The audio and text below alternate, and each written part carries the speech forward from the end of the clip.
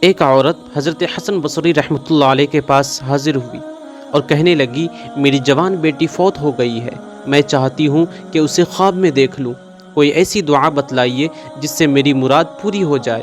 آپ نے اسے ایک دعا سکھلائی۔ اس عورت نے رات میں وہ دعا پڑھی اور اپنی بیٹی کو خواب میں دیکھا تو اس کا حال یہ تھا کہ اس نے جہنم کے تارکول کا لباس پہن رکھا تھا، اس کے ہاتھوں میں زنجیریں اور پاؤں میں بیڑیاں تھیں۔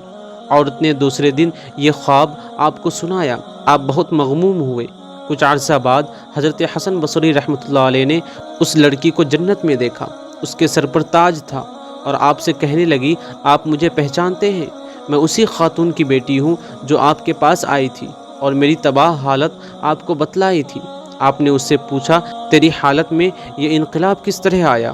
لڑکی نے کہا، قبرستان کے قریب سے ایک صالح شخص کا گزر ہوا، اس نے حضور صلی اللہ علیہ وآلہ وسلم پر درود بھیجا، اس کے درود پڑھنے کی برکت سے اللہ تبارک و تعالیٰ نے ہم 500 قبر والوں سے عذاب اٹھا لیا۔